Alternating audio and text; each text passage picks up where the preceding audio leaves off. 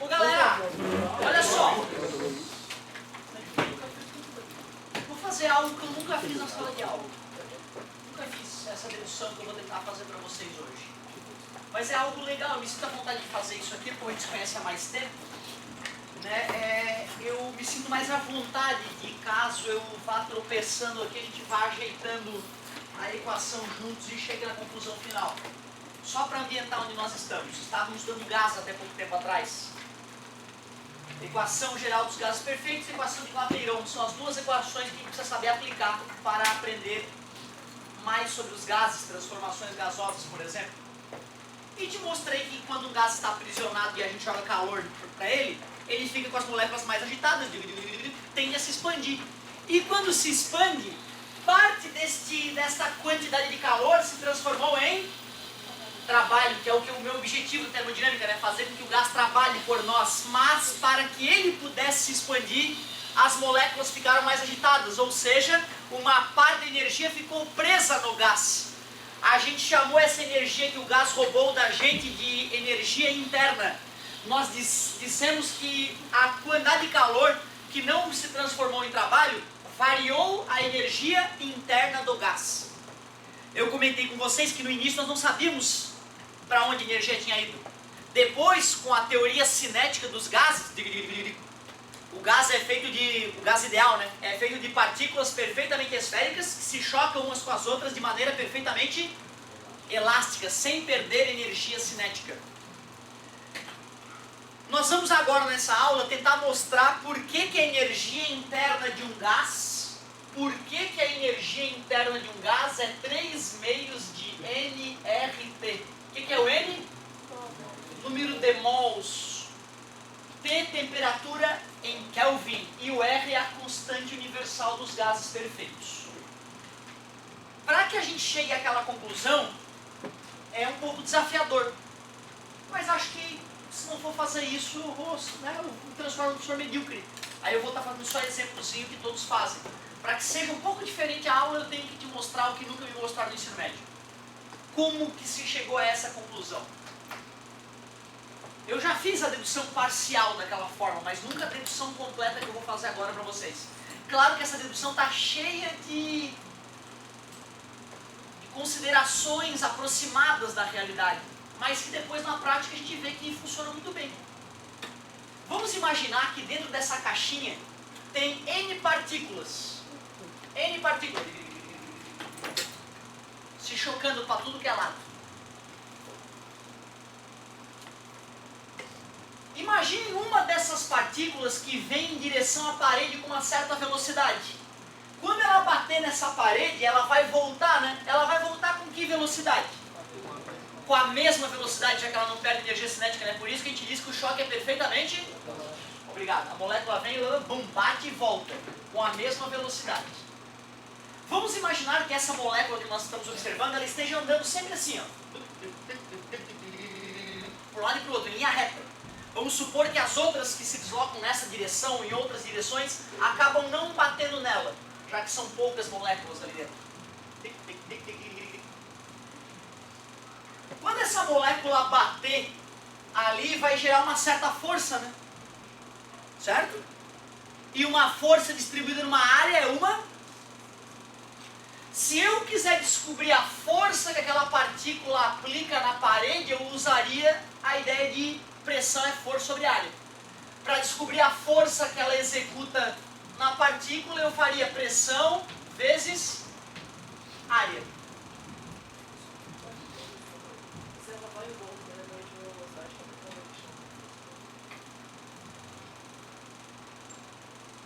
Da mesma forma que quando alguma coisa bate em mim, né?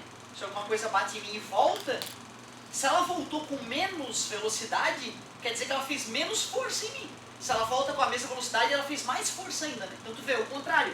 Se ele vem com a velocidade V e volta com a mesma velocidade V, isso mostra que a força que ele executou no objeto onde ele bateu foi maior do que se ele só tivesse ido com a velocidade V e parado. Concorda comigo? Tu vê, é por isso que o goleiro ele tem que agarrar a bola e não deixar a bola voltar. Porque se a bola volta, a paulada no peito dele é maior do que se ele abafa a bola. Que viagem, né, cara? Olha que interessante. O goleiro, quando ele encaixa a bola, não é só para não dar rebote, é para também sofrer menos a pancada. Tu vê que interessante, bacana a tua colocação. Nada demais, né? Houve uma força. Mesmo que o choque seja perfeitamente elástico, há aquela força. Como é que eu poderia descobrir que força é essa? Para eu descobrir que força é essa, eu teria que usar aquela ideia de que impulso é igual à variação da quantidade de movimento lá do final do primeiro ano. O que é impulso? É força vezes tempo. O que é variação da quantidade de movimento? Quantidade de movimento final menos quantidade de movimento inicial. O que é quantidade de movimento? Massa vezes velocidade, menos massa vezes velocidade. Força vezes tempo é igual. A velocidade final da bolinha é V. Mas a velocidade inicial da bolinha tinha um sentido oposto à velocidade final, né? Então eu deveria chamar de menos V. Menos com menos? Mais. MV mais MV, 2MV. O tempo está multiplicando, passa? Está multiplicando, passou? Obrigado. Que massa é essa, galera? É a massa de uma molécula, né? Uma molécula, né? Daquela molécula que eu estou analisando. O que é esse V? É a velocidade daquela molécula. Eu tenho o direito de, no lugar da força, substituir a força por 2 vezes a massa da molécula, vezes a velocidade da molécula, dividido pelo tempo que ela ficou em contato, digamos assim, com a parede. Pressão que multiplica a área. Esta área que me permite dizer que a área desta parede é A vezes A, ou A ao quadrado. Honesto, né? Azinho ao quadrado. Essa partícula ela vai e vem com uma certa velocidade. Se eu... Pois não, onde? Não é a área de contato, não, é toda a área. Aí é que tá, eu distribuir essa força que ela fez em toda a área. Ou seja, eu quero saber a força que ela aplicou em toda a área. E eu estou primeiro calculando quanto que uma molécula fez, né? Depois a gente vai multiplicar pelo número de moléculas total que vai aparecer na brincadeira. Se eu quiser calcular quanto tempo demora para a partícula ir e voltar, eu poderia pensar assim, ó, velocidade é distância sobre tempo. Essas partículas têm uma certa velocidade. Se eu quiser achar o tempo que a partícula demora para ir e voltar, eu posso pegar a distância que ela andou e dividir pela velocidade. Quando ela foi e voltou, ela andou que distância? Se a partícula estava se mexendo só no eixo X, ela foi A e voltou mais A, né? Para ir e voltar, ela andou 2A, dividido pela velocidade dela. Esse tempo, na verdade, né, se nós fôssemos ser mais rigorosos, era um ΔT, né? Era uma variação de tempo, certo? Então eu posso substituir aquele ΔT por esse tempo que eu acabei de descobrir. Assim eu vou estar próximo de achar uma equação para a pressão do gás. Está multiplicando, vai passar dividindo. Olha que bonitinho que vai ficar. A ao quadrado passou dividindo. Quem é o tempo mesmo? 2 vezes A sobre V. Isso é divisão de fração, né? É a primeira vezes. Corta 2 com 2. Aceitável até agora? Invertendo a fração, essa velocidade passa multiplicando aquela lá de cima, né? Fica M V ao quadrado sobre A ao cubo.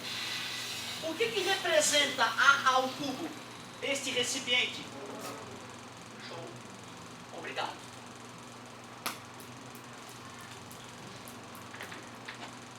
Se esse recipiente, as moléculas estão se movendo totalmente aleatoriamente, que a gente chama de movimento browniano. Mas se nós fôssemos separar esse recipiente no eixo X, eixo Y e eixo Z, aceitável dizer que tem 1/3 das moléculas se deslocando no eixo X, 1/3 terço no eixo Z e 1/3 no eixo Y? Existem várias, na verdade, moléculas se movendo na diagonal. Mas eu posso decompor o movimento delas todas no eixo X, Y e Z. Eu tenho o direito de decompor o movimento, né? Decomposição de vetor. Se eu fizesse a decomposição das velocidades das partículas no eixo X, Y e Z, é aceitável dizer que teria 1/3 aproximadamente se deslocando no eixo X, 1/3 no eixo Y e 1/3 no eixo Z? Natural, né? Portanto, esta pressão é a pressão gerada por só 1/3 das moléculas, né? Se eu quisesse calcular a pressão gerada pelas moléculas em todas as direções, esse valor deveria ser multiplicado por 3, né?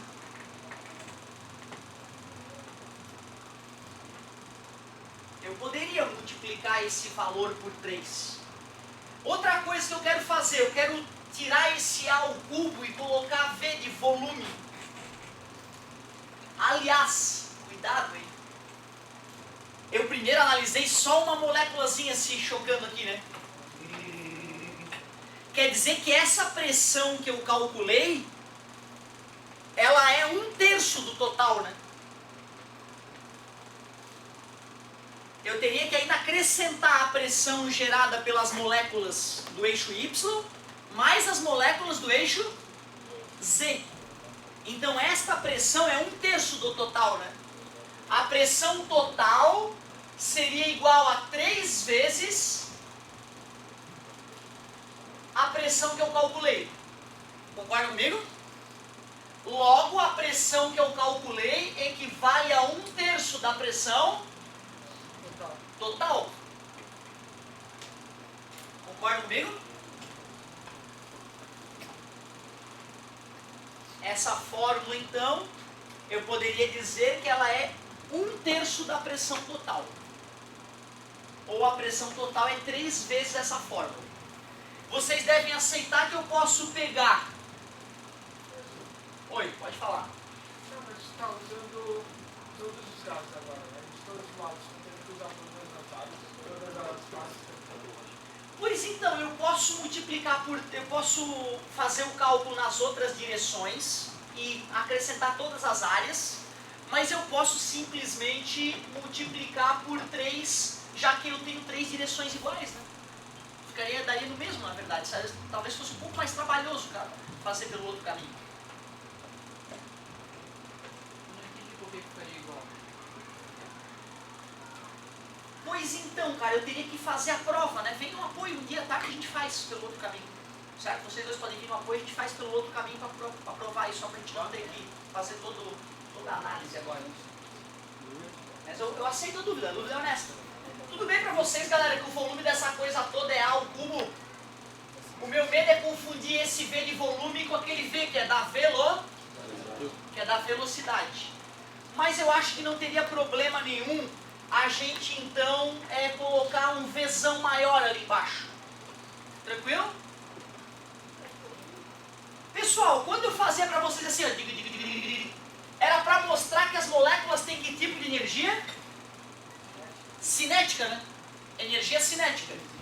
O que é a energia interna, então, de um gás? É a soma da energia cinética de cada molécula. É a energia cinética de uma molécula, mais da outra molécula, mais da outra molécula.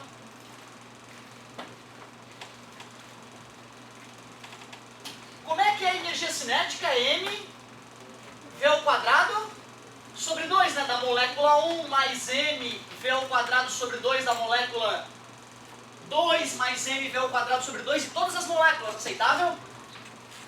Todas as moléculas. Se o gás for um gás puro, um único tipo de molécula vai estar presente.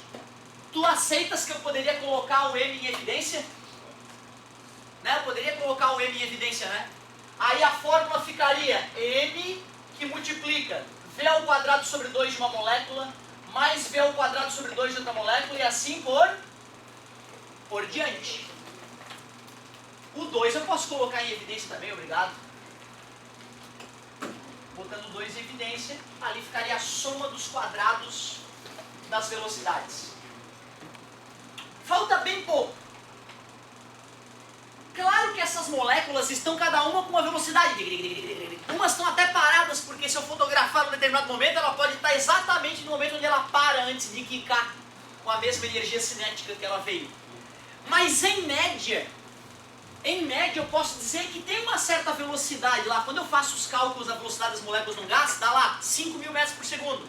Não quer dizer que uma delas está com 5.000 metros por segundo. Quer dizer que se eu fosse escolher uma velocidade para as moléculas todas estarem com aquela velocidade, seria aproximadamente, isso seria a velocidade média das moléculas. Então tu vê, quantas são as partículas que fazem parte do nosso sistema? N partículas. Desde o começo, né, eu comentei que tinham N partículas ali dentro.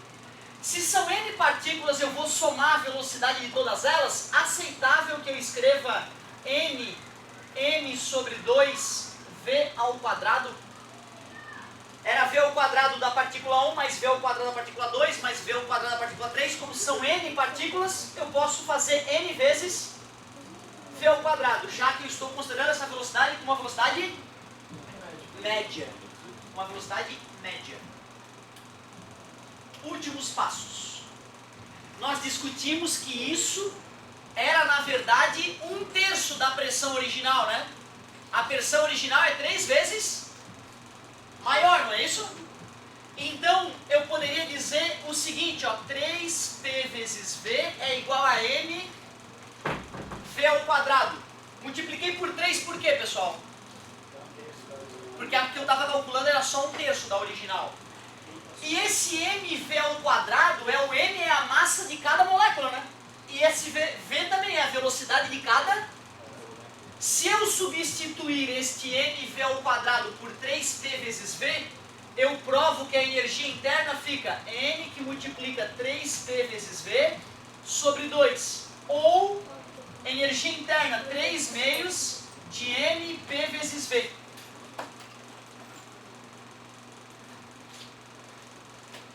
Só que da equação de Clapeyron, a gente sabe que P vezes V é nRT. Aquele N não podia ter aparecido ali.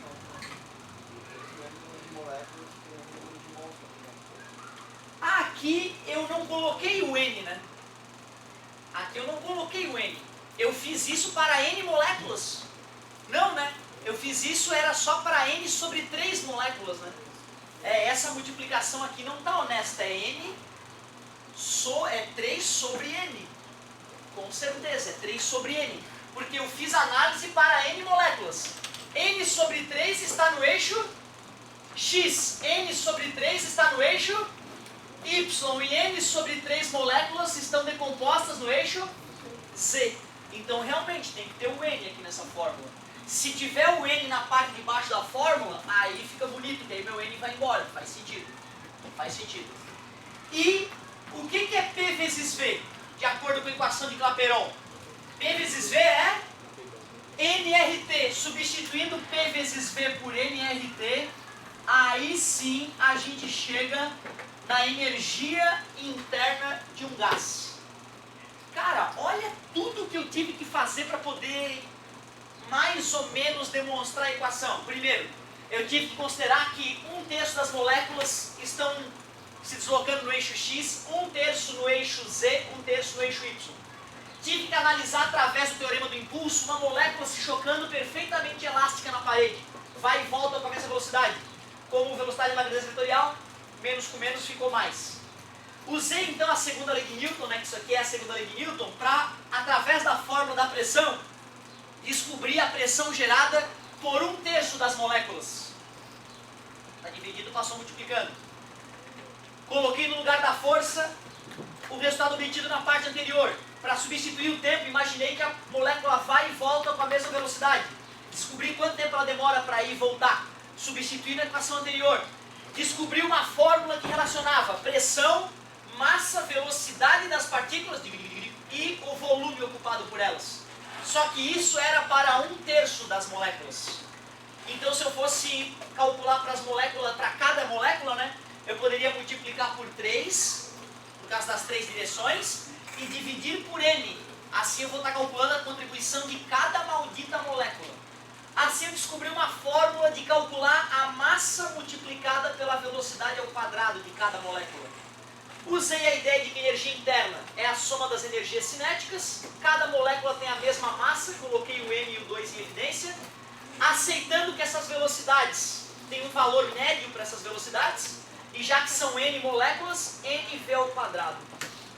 Substituir o nV ao quadrado pela equação anterior, cortou o n, e já que P vezes V é igual a nRT, chegamos na maldita equação da energia interna de um gás. Natural, porque meus colegas não deduziram nunca isso na minha frente, né? Porque é uma chatice deduzir isso. Exige tudo que eu não aprendeu no primeiro ano e no segundo ano do ensino médio. Exige tudo de uma vez só. Desde as energias cinéticas, a impulso, quantidade de movimento, velocidade média, pressão, força sobre área, tudo de uma única vez. Só que isso é para um gás Só que os gases reais que estão a alta temperatura e baixa pressão se comportam como se fossem ideais. Então tu vê, cara, em laboratório a gente confirma que essa equação é verdadeira, ela funciona bem, apesar das várias simplificações que nós fizemos. Esse é o poder da física, né? Tu simplificar a natureza, conseguir aplicar as teorias e obter resultados que na prática a gente confirma. Do que depende a energia interna de um gás? Depende apenas do número de mols e da temperatura. Só isso. É disso que depende a energia interna de um gás. Tu vê, né, cara? Eu poderia simplesmente ter ignorado essa parte e ter feito como a apostila fez. Teoria cinética dos gases. Teoria cinética dos gases. Vou fazer o plural certo agora, ó. Dos gases. Teoria cinética dos gases. Brotou isso na tua apostila. O cara nem explicou o porquê. Natural. Imagina, ia gastar umas 2 páginas da apostila para a maioria da galera que for olhar aquilo ficar delirando, ficar babando azul. Então, de repente, vale mais a pena ensinar o aluno como é que se usa essa equação do que ficar enchendo a cachola do aluno com deduções bizarras.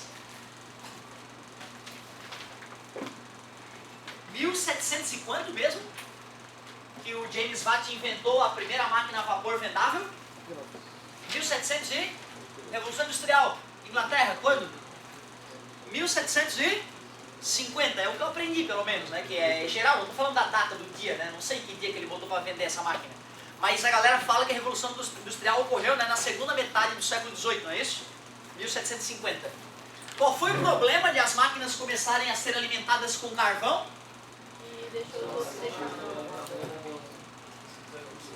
Exatamente, a mãe ia cozinhar, maridão chegando na fábrica, e aí acho que ele pegar uma lenhazinha ali no terreno da baldio da esquina. E aí não tinha mais, o terreno estava limpo. As pessoas não conseguiam lenha para preparar a comida da família.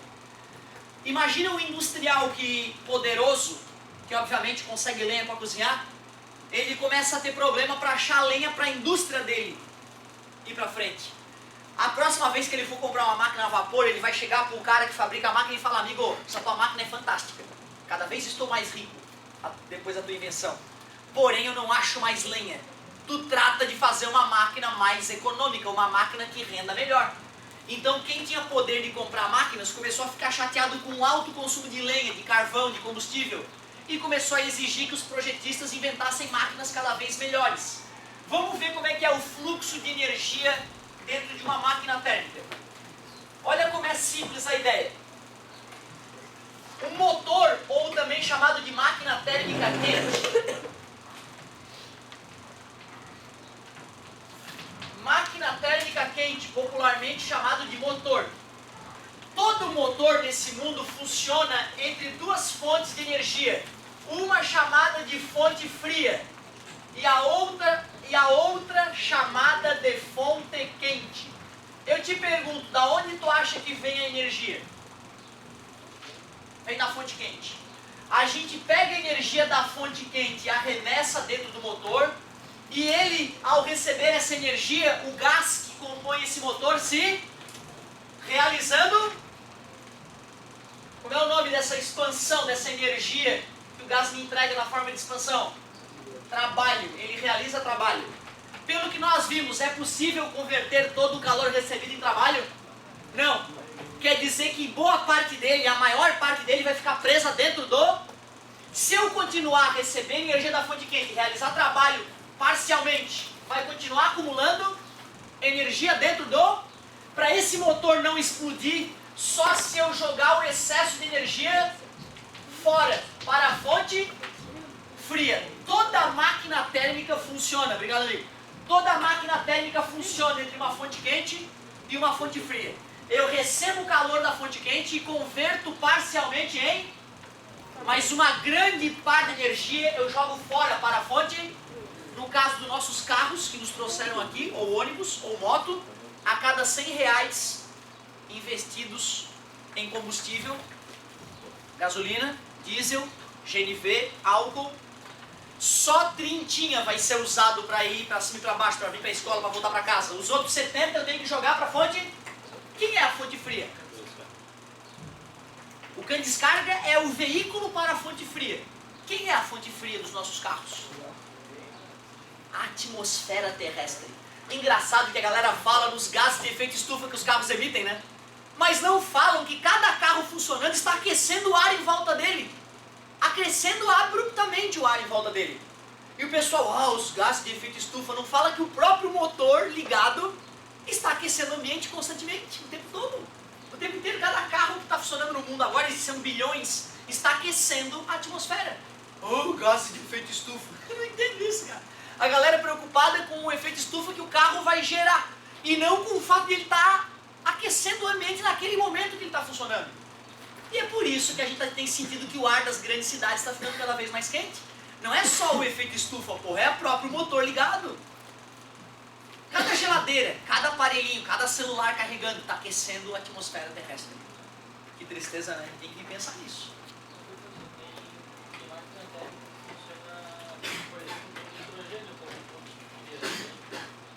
Na verdade, ó. Pois então, tem várias maneiras de usar a fonte fria. Só que, se eu uso nitrogênio para esfriar mais a minha fonte fria, eu tive que esquentar mais a região fora dessa fonte fria, que é a atmosfera terrestre. No final das contas, as fontes frias do mundo todo é sempre a atmosfera terrestre. Não tem para onde eu jogar esse calor que não seja para o ambiente. Eu não posso ir para o espaço sideral e, né?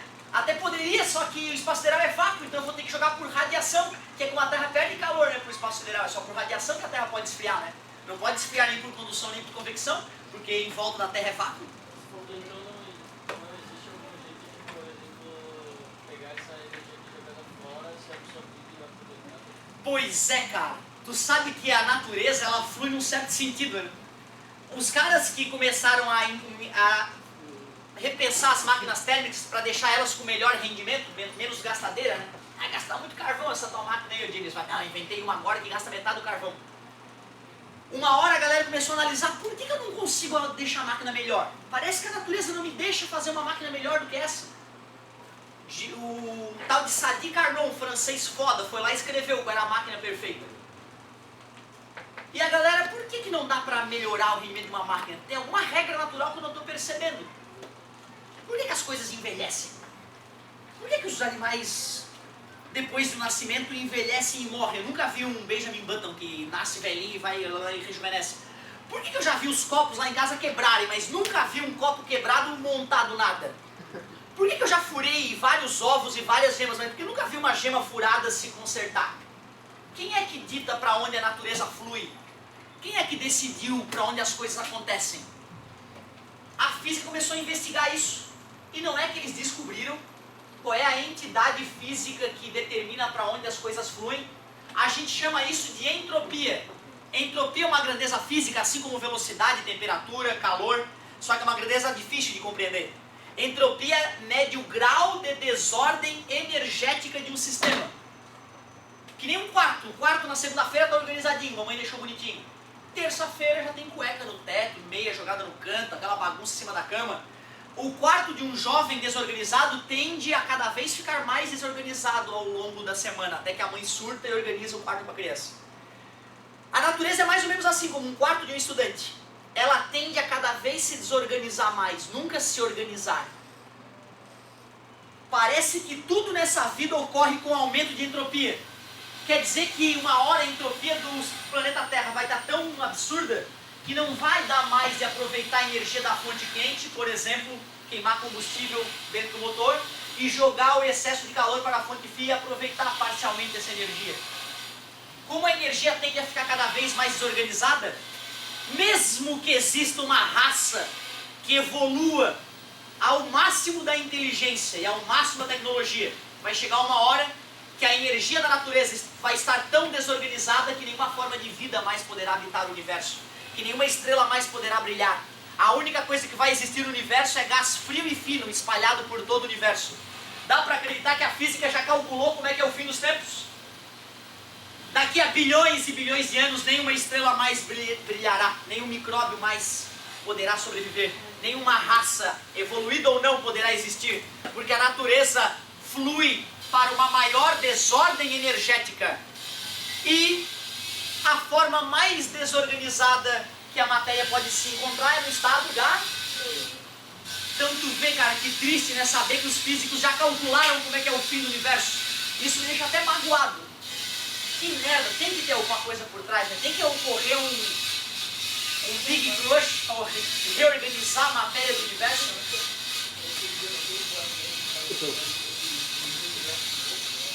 De acordo com a segunda lei de termodinâmica, não. A não ser que aconteça algum evento cataclísmico que reorganize a energia do universo. Loucura, né, cara? Não, sim, mas o que eu quero dizer é o seguinte: como a gente nunca viu nenhum fenômeno natural que reorganize a energia, como a gente até agora, analisando todo tipo de fenômeno que pode imaginar, a gente vê que a energia se desorganiza. Então a gente tem que acreditar, né, que alguma hora vai acontecer algum fenômeno que a vida vai poder continuar existindo daqui a 100 milhões de anos. Mas ao que tudo indica, não. Ao que tudo indica, o universo vai acabar de uma forma gás fino e frio, rarefeito, espalhado por todo o universo. Para que uma estrela brilhe, eu preciso desorganizar a matéria. Eu preciso ter energia organizada e energia desorganizada. E a energia sempre flui para o estado de maior desordem. Então, como a gente nunca viu nenhum fenômeno que viole essa ideia, a gente acha que não. Mas a esperança é a última que morre, né? O Big Bang, digamos que foi o ato original de organização do universo. Mas nós nunca vimos um novo Big Bang acontecendo.